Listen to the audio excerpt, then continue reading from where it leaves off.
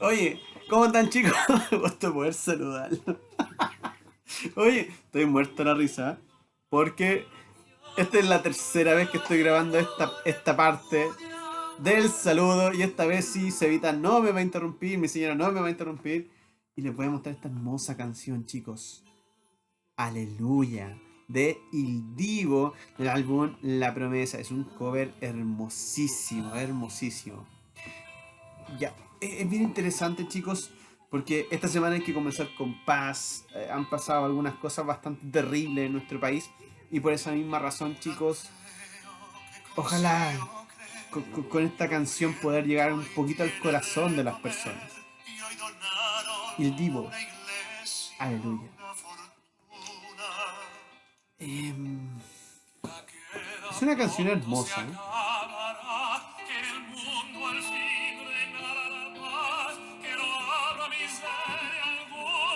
Aleluya.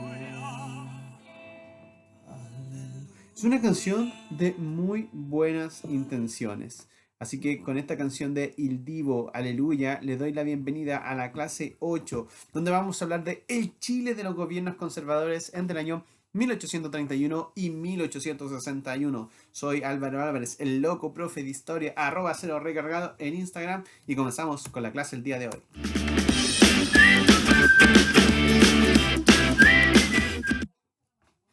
Bien chicos, comenzamos entonces. Como siempre les doy la bienvenida a esta clase. Vamos a tratar hoy de verdad que... A ver, esto es una de las cosas más complejas que tiene hacer historia en sexto año básico, que son tantos los contenidos de historia de Chile que uno pudiese abordar y que finalmente uno dice, bueno, vamos a sacar un poquito de lo más importante como para poder comprender entonces el contexto en el que se van a dar ciertos procesos. Bien. Por esa misma razón, como siempre, te invito a entonces tomar apuntes de esta clase, poner el título, poner la fecha del día de hoy y poner entonces el objetivo en el cual vamos a ir trabajando. Bien, así que eso, y como siempre te digo, esto es un video, tú puedes adelantar, puedes retroceder, puedes ponerle pausa. Si estás viendo esto desde Classroom, vas a tener también tu material, es decir, tu PPT para que lo puedas imprimir. No imprimir, me carga que impriman cosas, sino que más bien para que lo puedan descargar, tener como su PDF ahí, verlo en su computadora, en su tablet, en su teléfono, donde ustedes quieran, o si quieren compartirlo por el WhatsApp para otras personas. Eso es la idea, que puedan compartir entonces todo lo que el día de hoy le estamos entregando. Bien, así que comenzamos poniendo el objetivo. Ahí está, caracterizar el periodo histórico de los gobiernos conservadores. Periodo, es periodo. Ya me faltó una, o lo vamos a arreglar al tiro, ya, porque el periodo histórico. Ahí está, gracias. Esto es fácil de poder hacer, así que ustedes saben que a mí no me preocupa mucho el tema de que digan, oh, es que no salió perfecto. Chao. Las clases son así, chicos, ya. Oye, además que me toco mucho la coca, la poca costumbre que tengo de estar sin mis lentes, los perdí. No sé, no sé dónde dejé los lentes. ¿Ya? Yo espero que estén todos bien en sus casitas, que por favor todavía no se relajen las medidas de protección.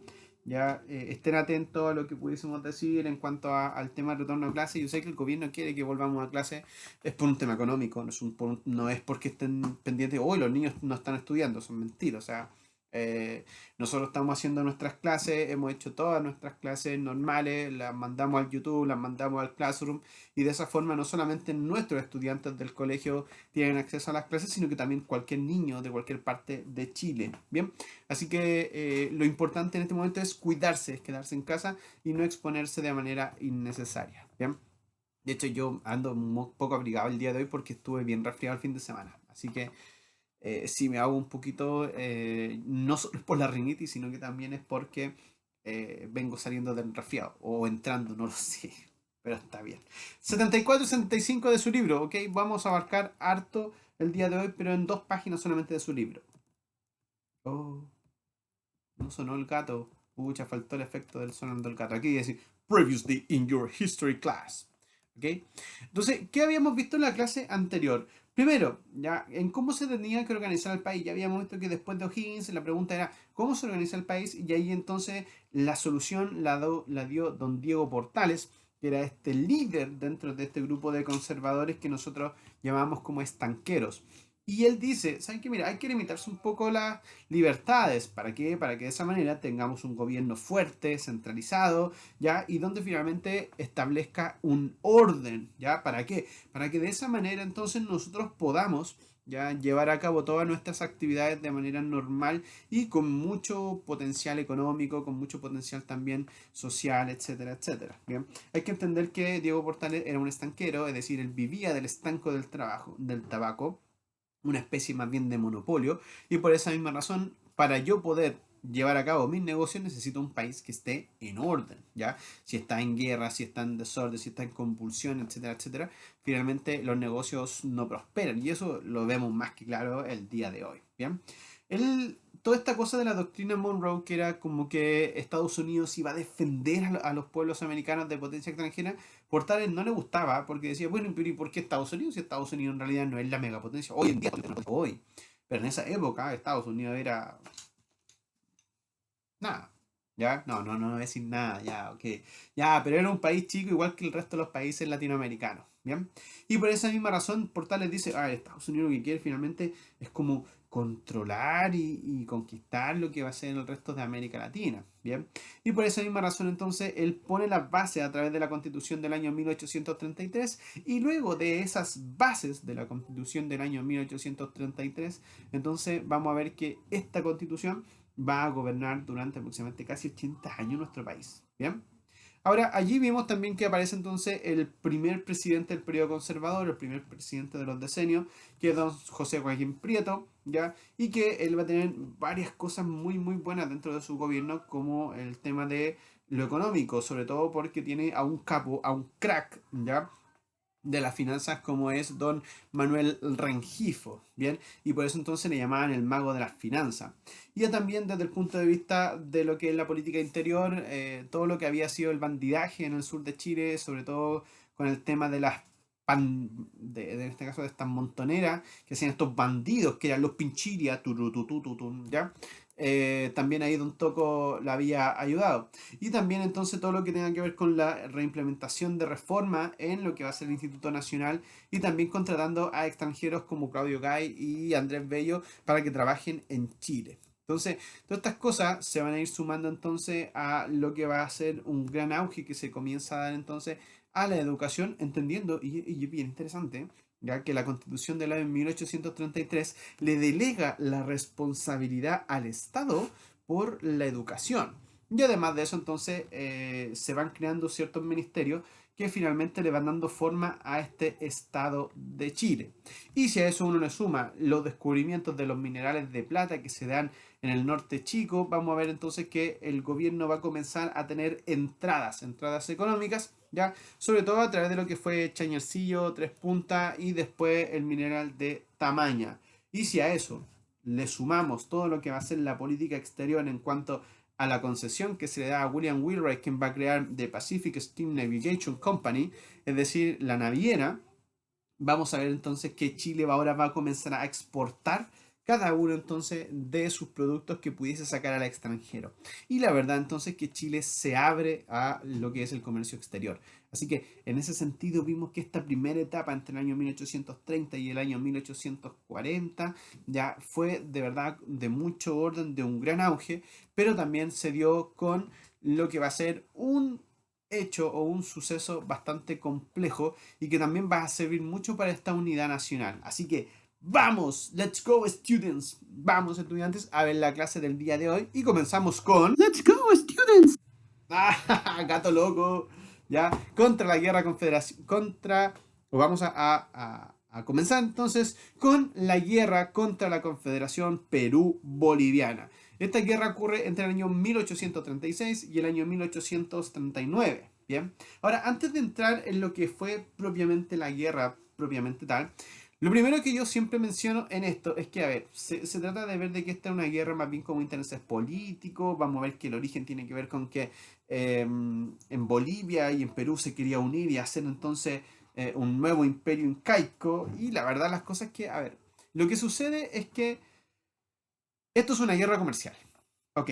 Como de hecho todas las guerras que va a pelear Chile con Perú y Bolivia va a ser siempre por guerra comercial, ¿ya? Ahora, ¿por qué digo que esto es una guerra principalmente comercial? Primero, porque para la época del año 1830 en adelante, Valparaíso se va a convertir entonces en el principal foco de atención de los productos ingleses y del comercio inglés, ¿ya? Sobre todo porque en el año 1832 se crean los almacenes Franco, entonces a partir de eso, toda la mercadería de los ingleses comienza a quedarse en Valparaíso y a partir de allí los ingleses comienzan a hacer todo su negocio, es decir, son una casa matriz dentro de lo que va a ser el desarrollo económico del resto de Latinoamérica.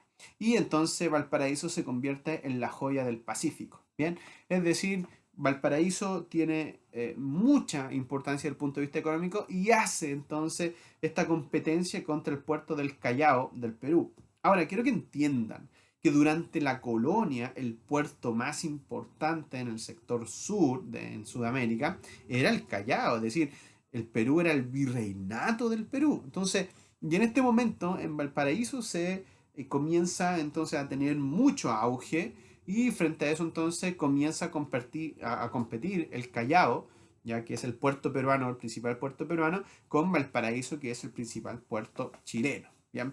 Ahora, esto es bien interesante, porque eso es una cosa. Lo segundo, todavía Chile está endeudado hasta el cogote. O sea, ustedes, yo les decía que durante la colonia ya nosotros teníamos muy pocos recursos. Y después de la independencia tuvimos mucho menos recursos. Y es más, o sea, nosotros nos endeudamos con Inglaterra. ¿Para qué? Para que finalmente pudiésemos hacer esta escuadra libertadora del Perú. Y que finalmente entonces va a acarrearnos esta deuda, pero que los peruanos nunca nos van a ayudar a pagarla. Bien. Entonces, por esa misma razón nosotros decíamos, bueno, nosotros ya lo hicimos un país independiente al Perú, ahora lo lógico es que ellos se hagan cargo de esta deuda. Y la verdad, pues que nuestros amigos del Perú decían, bueno, si ustedes se endeudaron, no nosotros, no nos carguen la deuda a nosotros. Y ahí, chao. Entonces, frente a eso, todavía estaba ese recelo de que nosotros seguíamos siendo un país bastante pobre, sobre todo porque teníamos esta deuda. Bien. Y por último, entonces, estas quejas también que se daban en el sector de Chile frente a las alzas de impuestos que siempre se les daba en el Perú a los productos chilenos. Entonces, al final, todo esto es una cuestión económica que va a terminar después sumado a un tema que es político. Bien. Ahora, ¿cómo aparece esta guerra? El presidente de Bolivia, el mariscal don Andrés de Santa Cruz, ya va a aprovechar un bug. ¿Qué significa eso? En Perú en realidad hay un desorden, hay un periodo de anarquía tremendo, no se sabe qué hacer. O sea, para nosotros recuerden que ese desorden duró 7 años. Bueno, Perú ya llevaba muchos más años que nosotros sin saber qué hacer después de todo esto. Y por eso entonces Andrés de Santa Cruz finalmente toma el control y dice voy a crear la Confederación Perú-Boliviana, atendiendo que yo desciendo de los incas, ¿ya? Porque él decía que su mamá era descendiente directa entonces de los príncipes incas, de los Zapa Inca, y por esa misma razón entonces él dice, bueno, yo también soy un inca, entonces voy a formar un nuevo Incasuyu. Y para eso entonces necesito unir todos los territorios que en algún momento fueron de los incas. Y él creía que finalmente se iba a hacer un nuevo imperio inca. Y ojo, es bien interesante, ¿eh? Porque claro, ese es un poco el origen de esto, es decir, Andrés de Santa Cruz finalmente lo que busca es hacer un nuevo imperio inca y para eso uno claro, para, o sea, los incas llegaron hasta Chile, entonces quiere decir que iban a anexar también a Chile, iban a anexar Ecuador. Y por esa misma razón, Diego Portales ve que esto es súper complicado y le dice primero a la gente acá a Chile, le dice, oye, sé que la Confederación Perú-Boliviana es complicada, hay que ver en este caso qué se hace. Y nadie pesca Portales. Portales después va a hablar con los ecuatorianos y le dicen, oye, ¿sabes qué? Deberíamos unirnos para que finalmente esta cosa no funcione, no prospere. Y los ecuatorianos tampoco lo pescan. Después habla con los argentinos y dice, oye, pues, amigo argentino, che, en la Confederación, no, los argentinos tampoco lo pescan.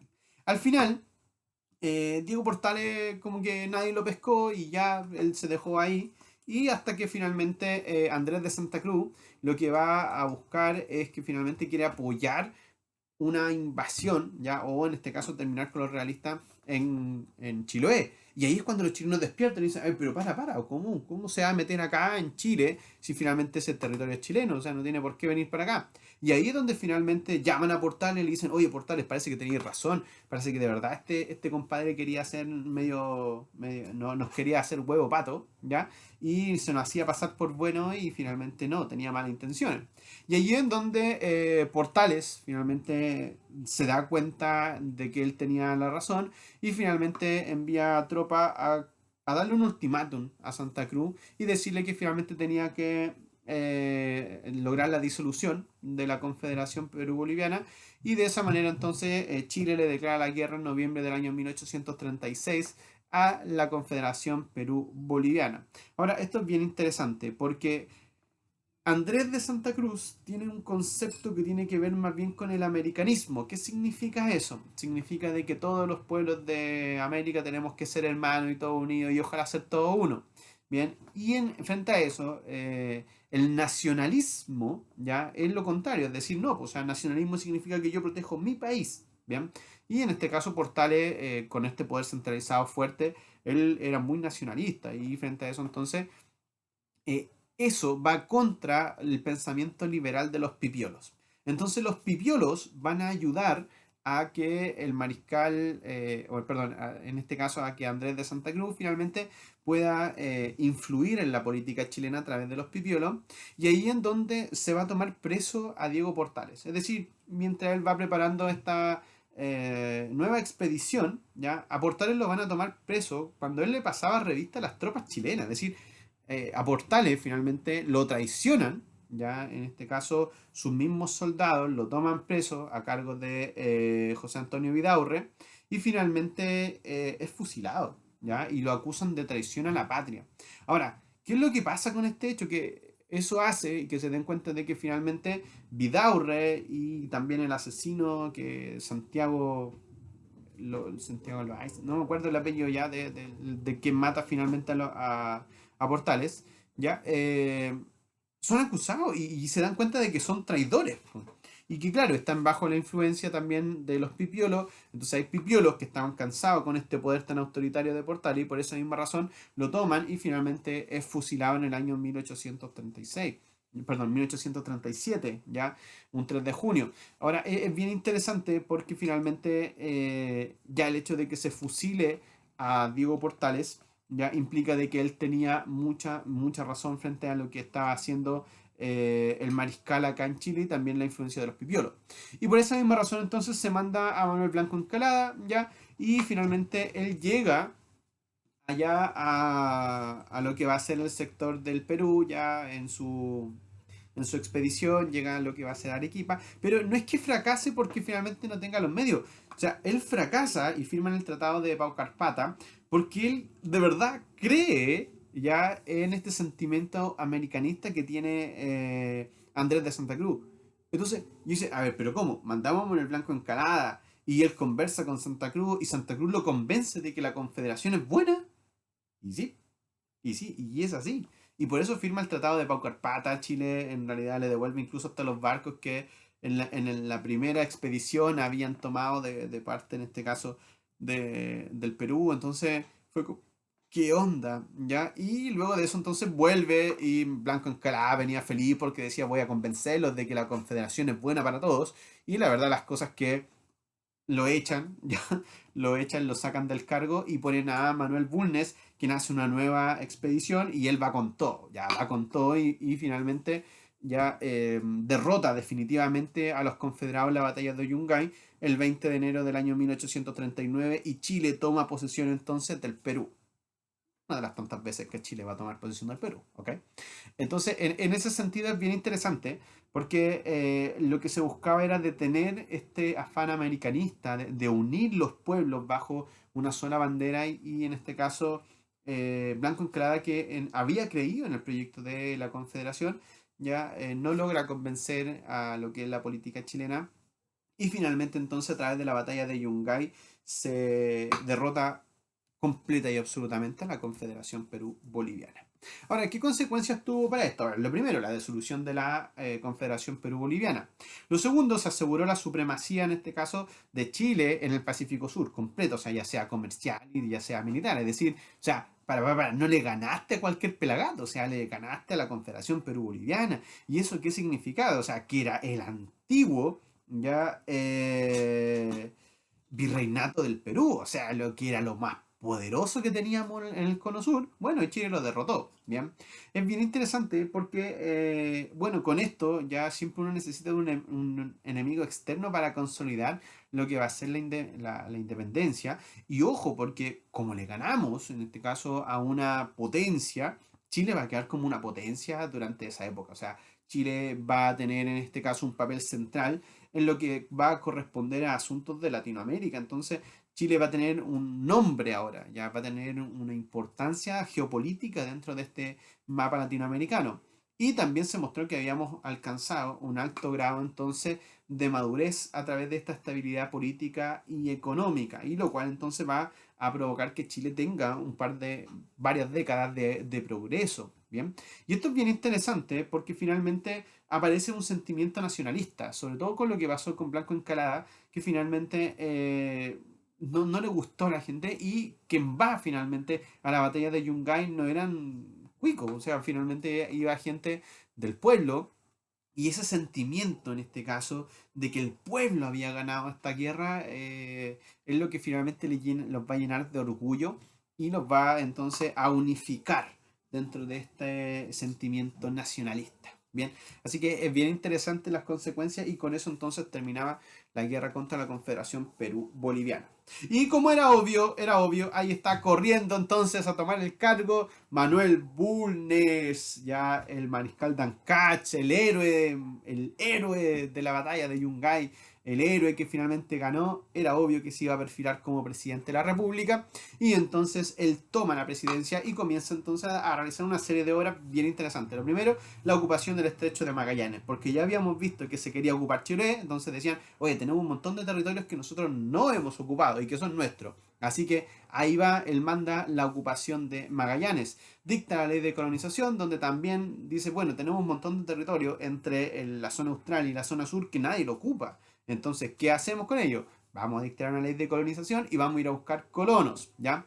Y así se inicia entonces la colonización de Valdivia. Y no lo vamos a colonizar con cualquiera, o sea, lo vamos a ir a buscar a los que para nosotros podrían ser los mejores colonos, y que son alemanes, ¿bien? Y entonces va a haber una misión que va a ir a Europa a buscar alemanes que se quieran venir entonces acá, y eso se agradece mucho, mucho la incorporación de alemanes al sur, ¿ya? Sobre todo Valdivia, que finalmente es para mí, la ciudad más linda de Chile, ¿ok?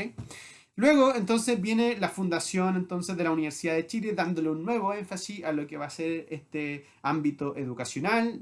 Además, en la misma línea se crea la Escuela de Normalista de Preceptores, que es como una especie como de escuela para profesores, ¿ya? Y finalmente, lo que viene con el auge agrícola, con la apertura de los nuevos mercados que se van a dar, sobre todo ya en el año 1850, con el auge de el trigo de California y Australia gracias a la fiebre del oro. Bien, así que ahí vamos a ir analizando un poquito, porque desde el punto de vista del desarrollo educacional, ahí tal como está ahí, ya es bien interesante porque, bueno, insistir, y se los dije hace un rato, la Constitución del año 1833 incorpora entonces en que la educación es un tema que tiene el Estado que hacerse cargo. Y por esa misma razón entonces se crea en el año 1842 la Universidad de Chile. Ahora, no nace como una universidad para otorgar títulos y carreras, eso es bien interesante, sino que más bien nace como una institución académica, ¿bien? Es decir, una institución dedicada más bien a la investigación, ¿ya? No en este caso a sacar carreras, que es lo que hoy en día las universidades hacen, que finalmente es un negociado donde finalmente lo único que es, más que investigación, es sacar títulos, títulos, títulos, títulos, títulos, y eso. Y es una crítica que yo hago tremenda a lo que es la educación superior en Chile, porque no se dedican finalmente a lo importante de la universidad, que es crear conocimiento, sino que lo único que hacen es crear mano de obra. Bien, dicho eso, palo, censurado. ¿Ya? Es bien interesante. Dentro de las facultades que tenía está, bueno, filosofía y humanidades, que eran muy importantes, muy importantes. Ahora en realidad las humanidades no le importan a nadie, ¿ya? Las matemáticas, ciencias naturales, medicina, leyes, teología, eran lo que estaba dedicado entonces al cultivo, vuelvo a insistir, de las artes, de las ciencias, de las letras, y ojalá en algún momento la universidad retome lo que era la universidad. Bien interesante porque desde lo que es la creación de la Universidad de Chile, va a aparecer la generación del año 1842, es decir, todos estos chicos que habían nacido 15 años atrás, entre 10 y 15 años atrás, y que ahora entonces ya tenían la edad para ser parte de la universidad, para poder hacer entonces este estudio, estos pensamientos, ¿ya? Y aparece la famosa generación del año 1842, que va a ser una generación que va a tener una importancia tremenda dentro de lo que va a ser entonces el desarrollo intelectual de nuestro país. ¿A quién tenemos? José Victorino Lastarria, Salvador Sanfuentes, Santiago Arcos, Francisco Bilbao, ya Federico Razo y Domingo Santamaría, Eusebio Lillo, Alberto Blesgana, Diego Barros Arana, Vicuña Maquena y tantos otros, ya que finalmente son los llamados generación del año 1842. Bien, ahora es bien interesante porque aquí, ¿qué es lo que hacían ellos cuando se juntaban? Bueno, van a leer y van a comentar obras, por ejemplo, de historiadores, van a leer poesía, drama. Es decir, es bien interesante porque ellos después crean el Semanario de Santiago, que finalmente es un documento, ya es un medio de expresión donde finalmente van a ir publicando cosas y van a hacer que sus ideas se vayan a difundir. Y ya en el año 1850, Francisco Bilbao, que es la foto que está ahí, del caballero que está ahí, y Santiago Arcos van a fundar la Sociedad de la Igualdad. Bien, ahora esto obviamente que después les va a traer un montón de problemas y que incluso van a ser exiliados. Bien, ahora, ¿qué es lo que hacían finalmente esta gente que era este movimiento de esta generación del año 1842? Bueno, en realidad leían obras de lo que estaba pasando en Europa, como por ejemplo Rousseau, Walter Scott, Byron, ya, y que hablaban todo entonces sobre cuál es la condición del ser humano y cuál es el rol que tiene dentro de la sociedad y también la política, la historia, etcétera, etcétera, ¿ya? Es bien interesante porque finalmente el hecho de que también vengan extranjeros, como por ejemplo Andrés Bello, Claudio Gay, ¿ya? Y otros más, va a ser bien interesante porque se va a dar entonces esta mezcla intelectual, tanto de gente de Chile, como también de gente entonces de el extranjero, como por ejemplo José Joaquín de Mora y Andrés Bello, que finalmente va a ser el primer rector de la Universidad de Chile y quien va a redactar incluso el primer Código Civil. Es decir, por eso que uno ve a Andrés Bello en el billete de 20.000 pesos por la o el gran aporte que finalmente hizo a la educación en Chile. Bien, y ya habíamos visto entonces, ahí está la Sociedad de la Igualdad, que fue fundada en este caso por Santiago Arco y Francisco Bilbao, y que finalmente entonces va a estar con incluso ahí Eusebio Lillo. Y usted me dice, pero Eusebio Lillo me suena Eusebio Lillo. Sí, ¿por qué? Porque Eusebio Lillo entonces es el creador de la música del himno nacional. Bien.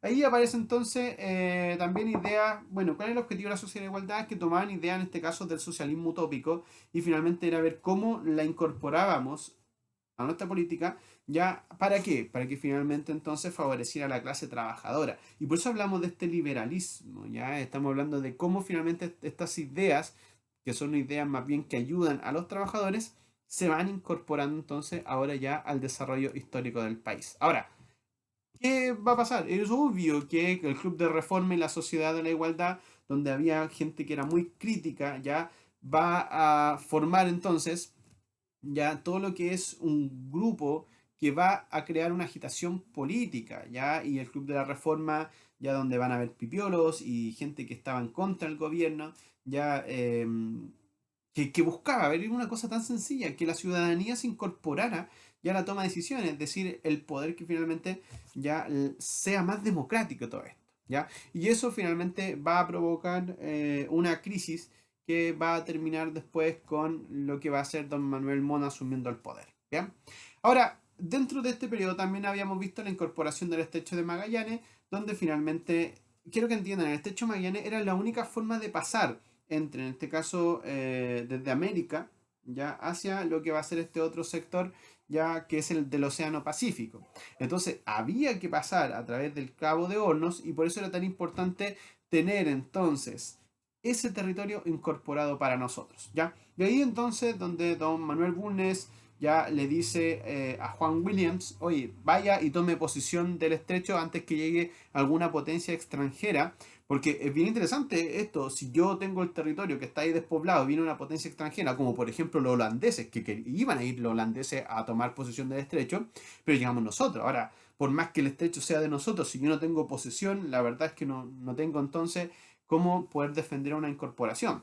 Y entonces va Juan Williams, ¿ya? Y finalmente funda el fuerte Bulnes en septiembre del año 1843. Ahora, esto es bien interesante porque después aparece Puerto Amo y un montón de otras cosas que va a ser súper triste lo que va a pasar en esta primera parte de la posesión, hasta que ya después, 6 años después, aparece lo que es la fundación de Punta Arena para hacer una ciudad propiamente tal. O sea, Fuerte Bulnes era un pedazo de tal como está ahí. Eso es una foto real, ¿ya? Del Fuerte Bulnes de lo que hay hoy en día. O sea, en realidad un pedazo de madera nomás que lo que hace es poner una bandera y decir, oye, esto es de Chile. ¿Ok? Pero ya después en el año 1849, cuando se funda Punta Arena, ahí ya tomamos entonces y se incorpora completamente lo que es el estrecho de Magallanes. Y tal como les decía, aparece entonces el gobierno de Don Manuel Montt, pese que había tenido un montón de complicaciones con esto, con la sociedad de la igualdad, y finalmente terminan estos chicos siendo exiliados, o sea, estos liberales finalmente los sacan del país.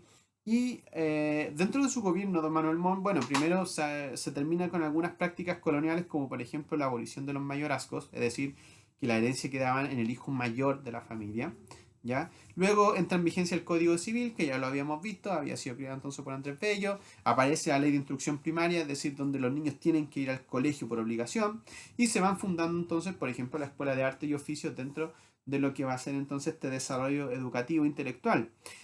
Dentro del punto de vista de las obras, aparece la construcción del ferrocarril Santiago-Valparaíso. Y esto es bien interesante porque ya en esta época la aparición entonces del ferrocarril va a ser clave como forma de entender el progreso. Es decir, el ferrocarril ya en esta época, a mediados del siglo XIX, es y va a ser ya la vía del desarrollo de nuestro país. Bien, entonces ya se había creado el ferrocarril en Copiapó, que era un ferrocarril privado, y ahora entonces se busca la construcción de este ferrocarril Santiago-Valparaíso y posteriormente la construcción de más ramales alrededor de nuestro país, porque el siglo XIX va a tener una fe absoluta en este progreso en manos del ferrocarril.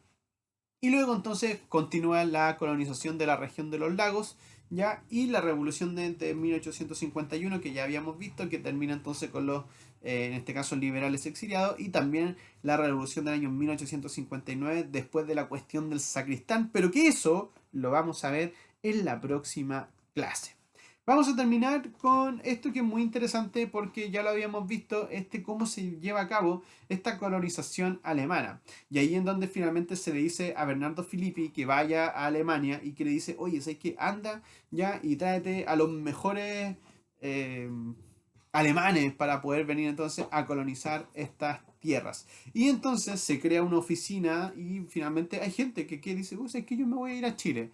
Y le dan una carreta con cosas básicas para poder armar, le dan terreno, etcétera, etcétera, para poder entonces comenzar. Ahora, esto es bien interesante, porque todavía estos terrenos no se le están quitando a los mapuches, ¿bien? Porque es bien interesante que alguien podría pensar, ah, profe, entonces aquí es donde aparece el problema con los mapuches que les van a quitar sus tierras. No, no, no, no. La franja de los mapuches es la región de la Araucanía, ¿ya? Igual hay algún otro lado, ya, pero no, lo fuerte está en la región de la Araucanía. Y cuando hablamos de la colonización alemana, estamos hablando de que es más al sur de la Araucanía. Entonces, ¿qué es lo que donde está Puerto Vara, donde está Puerto Montt? ¿Ya? Y que va a ser toda la zona que hoy en día nosotros conocemos como la zona alemana. Bien, todo lo que va a ser a orillas del lago Yanquihue y no en este caso en la región de la Araucanía. Bien, así que ojo con eso porque lo que va a pasar con los mapuches y que los vamos a ver más adelante es durante, posterior a lo que va a ser la guerra del Pacífico y acá a finales del siglo XIX. Bien, y ahí es donde sí se les quita la tierra a los mapuches y se les quita a la mala, es decir, se les quita por las vías de las armas. Bien. Y en este caso la colonización alemana se les daba un set básico para poder en este caso sobrevivir. Ellos hicieron tala y rosa, es decir, quemaron muchas hectáreas de bosque para finalmente poder tener sus terrenos y cultivar, ¿ya? Y a partir de eso entonces llevan todo a cabo una producción muy alemana, con industria en este caso de cuero, cerveza, linaza, mimbres, tejido y, oh, se agradece chicos, las cecinas, ¿bien? Así que todo esto le dio un gran impulso a lo que es la zona sur y de esa manera entonces comenzaba a poblarse el resto del país. Bien, así que dicho eso y para terminar el día de hoy, la vamos a concluir esta clase respondiendo a las siguientes actividades. Ya quiero que respondan en su cuaderno tres preguntitas muy sencillas. Ya, la primera es, ¿cuáles fueron las causas y consecuencias de la guerra contra la Confederación Perú-Boliviana? La segunda es, ¿cuáles fueron las obras más importantes desde tu punto de vista de todo lo que hemos visto? ¿Cuál crees tú que fue la obra más importante de estos primeros 30 años que son los gobiernos de los decenios?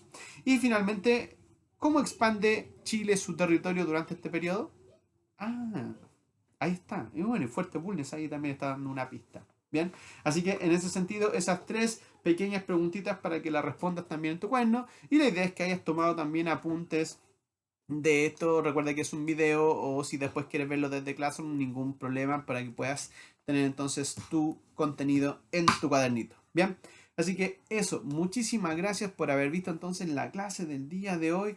Clase número 8 donde vimos el Chile de los gobiernos conservadores entre el año 1831 y el año 1861, época de los decenios como es llamado, y parte entonces de la unidad 2 del proceso de independencia y la construcción de una nación. Mi nombre es Álvaro Álvarez, soy el loco profe de historia y hace rato si estás en YouTube ahí está apareciendo para que te suscribas y veas la última clase y compartas también nuestro canal. Me puedes seguir en redes sociales @cero recargado ya para saber un poquito más de cómo es tu profesor loco, su vida ya y cosas que son interesantes. Y si no tan interesantes, por último ahí para que le pongas un buen corazón, un buen like ya a las estupideces que vamos subiendo. ¿Bien? Así que eso por mi parte, muchísimas gracias, que esté muy bien. Un corazoncito, ¿ya? Y nos vemos entonces la próxima semana en una nueva clase, ¿ya? Donde ya vamos a ir finalizando esta parte de los conservadores, nos vamos a meter en los gobiernos liberales y vamos a ver entonces cómo avanza esta construcción de una nación. Muchísimas gracias, que estén muy bien y nos vemos. Hasta la próxima. Hasta la vista, babies.